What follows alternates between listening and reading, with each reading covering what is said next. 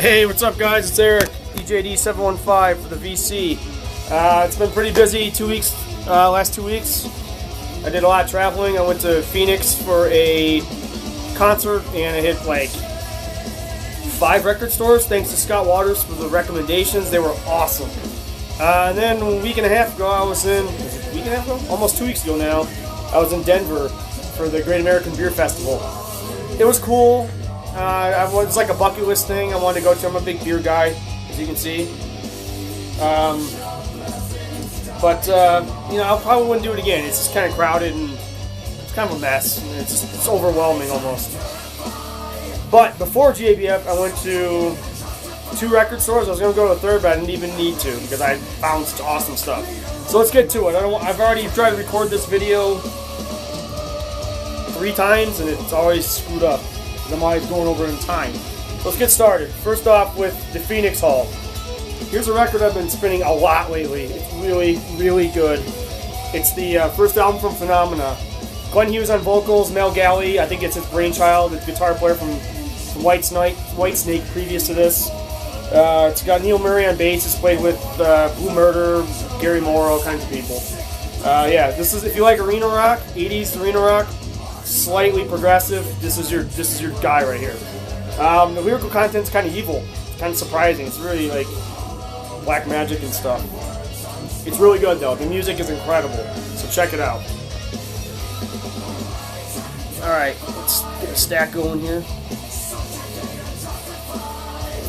Alright, another kind of a rare one. Ozzy's live EP from like 81 from the Wizard of Oz tour. It has You Said It All, which is a B-side. It's kind of cool. It's kind of a collection filler kind of piece. It was $8. I decided, why not? It's in pretty good shape. The cardboard's not that great, but the album's pretty nice. So, Ozzy Live EP. Here's a great Mark II for this band. I've never heard it before. Deep Purple, Perfect Strangers. I'm sure like everybody on the VC has this one. This is it was $3 at Revolver Records in Phoenix, so I couldn't pass it up. Perfect Strangers, Deep Purple.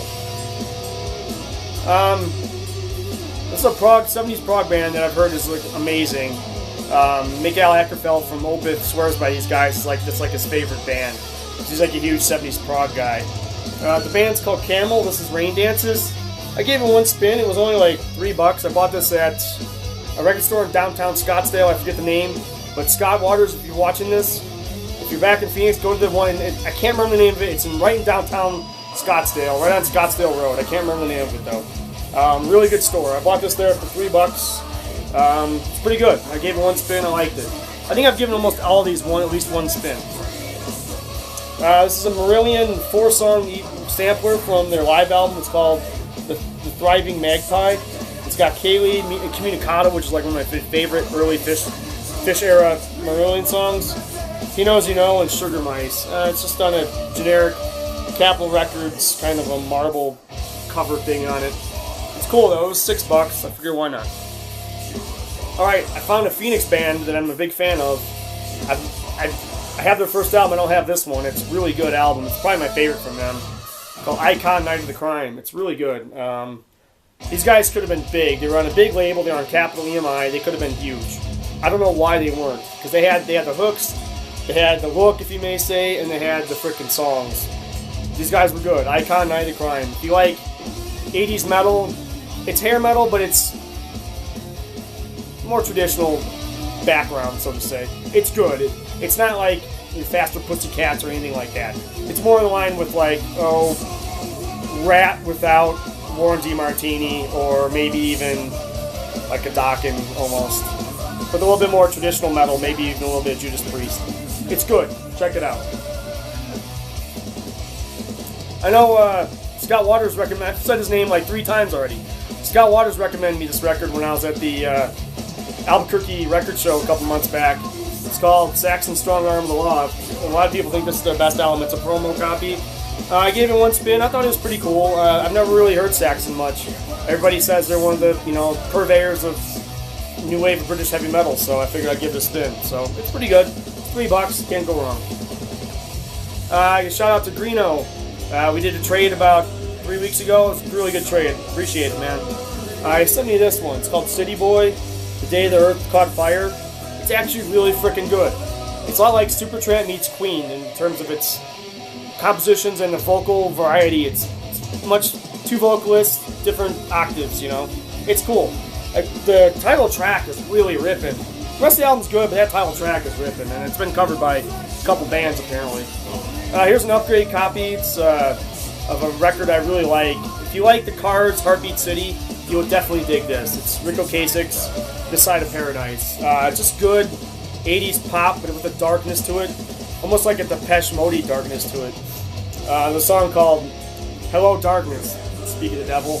It's really damn good. It's an upgrade copy. It's in pretty good shape. It's like very good, I'd say. So my other one was pretty mangled, so pretty cool. Alright, here's a band I've been getting into a lot lately. I bought like 2 or 3 of their records, 3 or 4 records. I've always had their 4th album, which is their most popular. So this is Toto's 1st album. I really like it. It's good. And everything I've heard from these guys is really good. I've had their greatest hits for years, but I've never really bought their full albums. So I figured it's a good thing on vinyl. $3, why not? It's in really good shape too. So yeah, Toto's 1st album. Here's an upgrade copy of a great record. It's in like mint condition. It's glossy, no ring wear, no nothing. It's Journey's Raised on Radio. I love this record. It's probably my 2nd favorite Journey record. My other copy it's in not bad shape, but it's nowhere like this. So I gave it to my father. Alright, here's a jazz player I've mentioned numerous times on here. Jean-Luc Ponty. It's his Fables record from 1985. It's pretty good. I like his earlier stuff better, but it was $2. Can't go wrong, $2. So, this guy played with Jean-Luc Ponty on like several albums. Daryl Strummer. He's also played in Genesis and Phil Collins. This is his 1988 solo release. It's called Steppin' Out. It's actually really good. It's more light fusion, I'd say. $2. It's still in the shrink wrap. It's got some bend on the cardboard, but who cares? $2. Good stuff. Here's a $3 buy. It's this band's 3rd album. I've mentioned their 1st album on here. I really like their 2nd one. It's called Welcome to the Real World. It's good 80s pop. Mr. Go On. The first side is, nah. 2nd side's really good though, so it's $3. I figured why the hell not. Alright, here's one I've been wanting for a while. It's finally found it for a decent price. This was $7. Judas Priest, Defenders of the Faith. Nothing else seems to be said about this record. It's actually my favorite Priest record. I've had it on CD for ages, and I had it on cassette as a kid.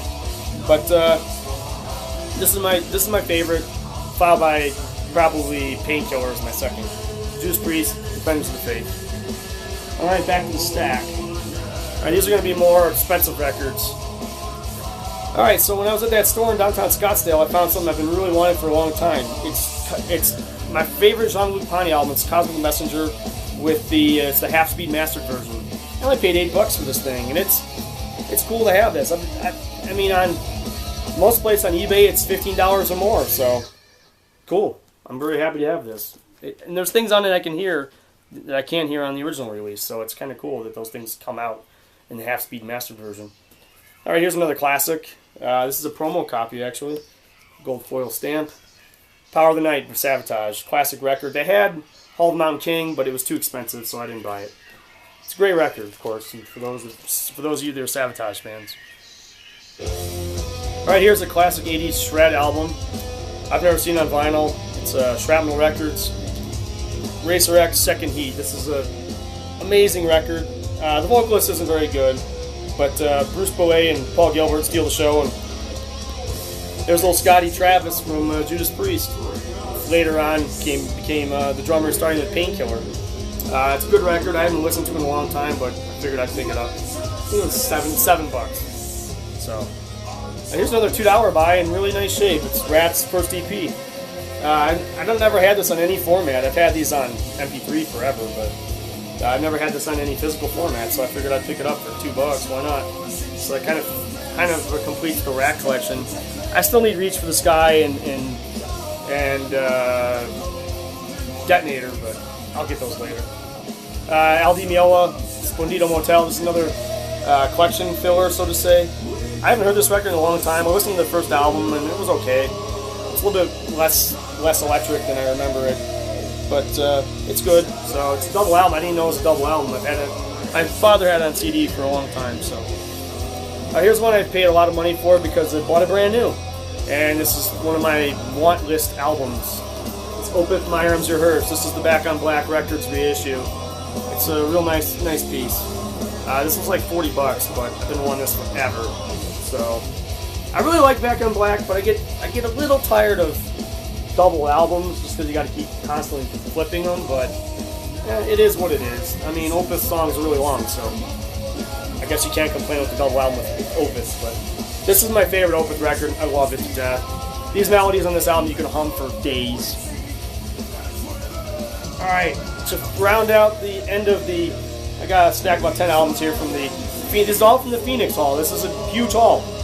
Yet another Toto record. This is their 5th album. It's called Isolation. It's actually really good. They had a different vocalist, Fergie something or other. It's really good. I really like this record. I gave it 2 spins, like back to back. It's really nice shape for $3. Zia Records, can't go wrong. Back to the Scottsdale store, I picked up Yngwie's Trilogy with Mark Bowles on vocals. This is of course, a classic record. It's in okay shape. It pops a couple times, but it doesn't have any scratches. It just must have some internal groove damage or something, but it's okay. I'm not a huge Yngwie fan, but I do like this album, and I like the Scott Soto years as well. I guess Odyssey was okay too. Of course, another classic record, Rebel Yell, Willie Idol. Steve Stevens on guitar, $3, can't go wrong. This is easily his best work. Love this record. Here's one that a lot of people herald as like an underground metal classic. This is a promo release too. Could be one of the top, it's actually documented one of the top 20 or so worst metal album covers of all time. Who the hell would put a seal on a record cover? Anyways, Fire Down Below from Riot. It's actually a really good record. It's very new wave of British heavy metal. For those of you who don't know, I know like half the people that are subscribed to my page probably have this record, or probably all you do actually. For any metalhead that does vinyl, they probably have this record. So here's what I was kind of disappointed with.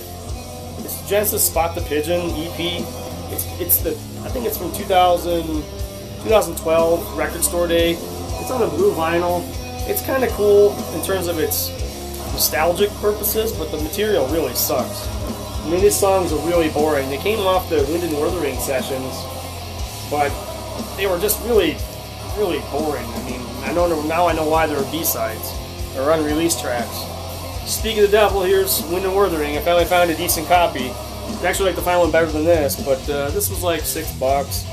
So I figured, okay, I'll do it. A 99-cent buy at Zia Records. Jethro Tull, War Child, great record.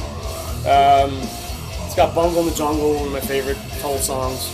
I'm not a huge Tull fan. Ian Anderson's voice kind of gets on me after a while, but I like him enough to buy some of the records. Don't need to mention this one much at all. Finally found a promo copy of British Steel, real nice piece. This was like $7, so I figured, okay, why the hell not?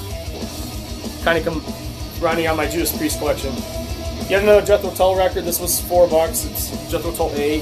This was one of the ones I like better, probably. Promo or a nice price stamp on it. I don't know what the hell that is, but I've never seen a nice price foil stamp on a record before. Here's another one that doesn't need much introduction. 5150 Van Halen. Probably my second favorite Van Halen record, at least of the Hagar era. I like Hagar better than Dave Lee Roth. You can hate me all you want, but I think Hagar was a better vocalist. So, and the songs were more serious, not just a party band. I really like this record. I like Balance a lot, and I like Foreign Law for Carnal Knowledge a hell of a lot too. Okay, here's probably my favorite record from this band. I finally found it for $3.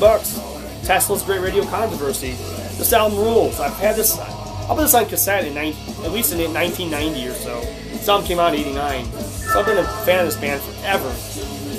This is my favorite one, and I finally found it on record for a really good price. So $3. Great Radio Controversy.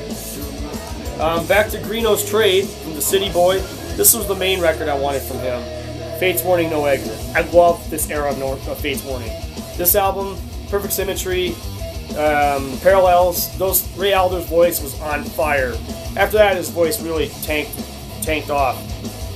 He smoked cigarettes, and he smoked like a chimney. I remember watching videos of him from the Parallels recording sessions, just smoking like a chimney. It's sad. I'm not bashing smoking, but it really does hurt your voice for those singers out there. Here's another collection completer, so to say. Genesis Live 1974 from the Selling England by the Pound tour. It's got some awesome songs, The Knife, Watcher in the Skies. Love old Peter Gabriel Genesis. It's one of my favorite stuff. Alright, let's move to the Denver side of the Denver Hall, so to say. Here's one I found, it's still sealed. It's still in good condition too, it's not warped. It has just a slight bit of, real minimal warp. This is Kansas Drastic Measures. This was like $2. Still sealed, so I had another copy. This is a big upgrade for me. The other copy was very good, minus condition. So I sent the other one to my father. Alright, I got a blackened reissue of the Black Album from the Metallica. This is kind of definitely one I've had on my want list for a long time. I love the Black Album. A lot of people love or hate this record.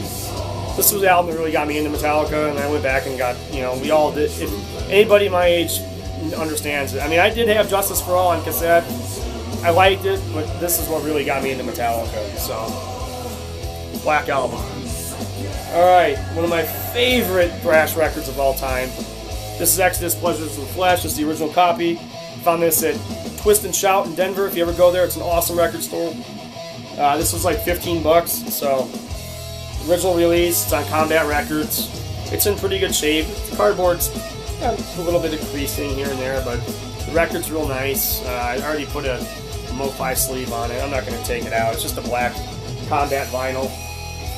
Just a classic record. This has some of their best songs. And now that this guy's back in the band, Zetro Souza, hopefully they'll do some more songs off this record. Live, that is.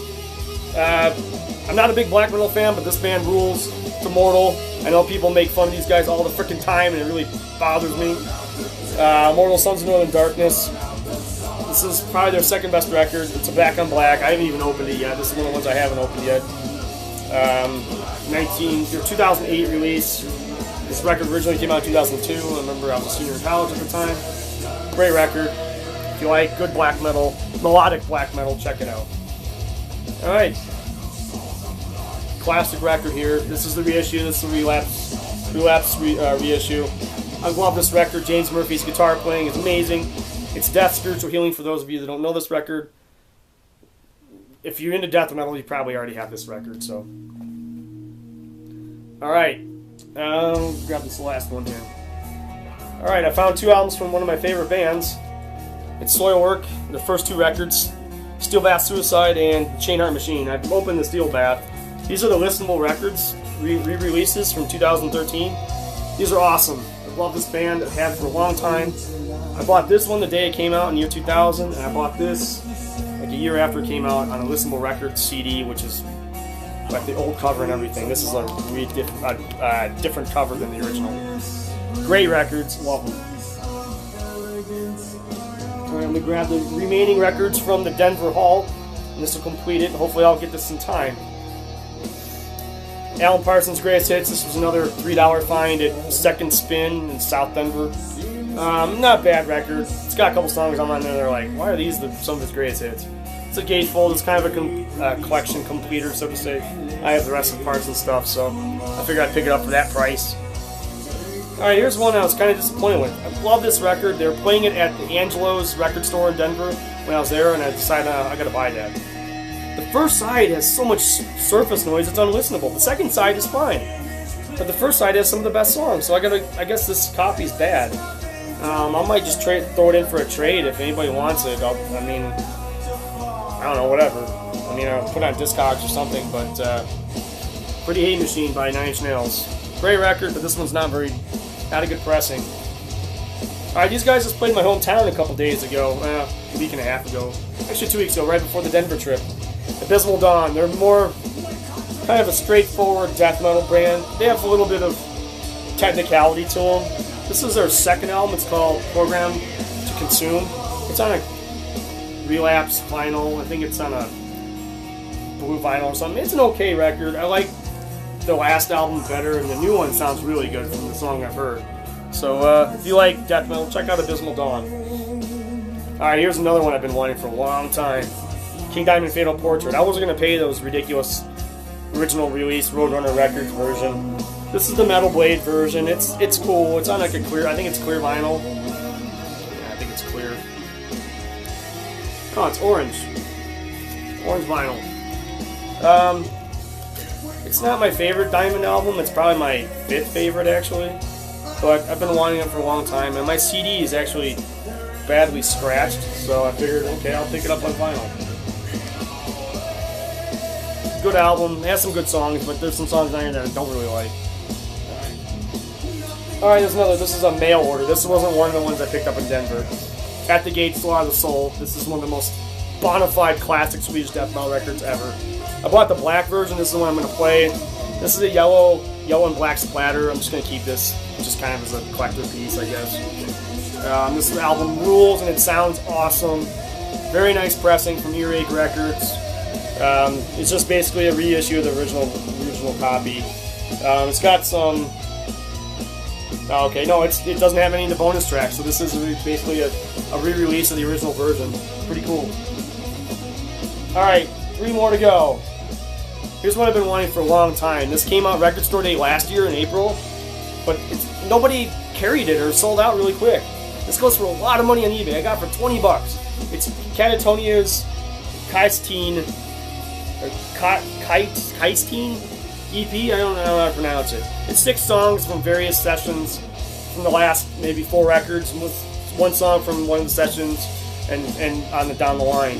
The song's really good. That's one thing about Catatonia. The B-sides are really damn good.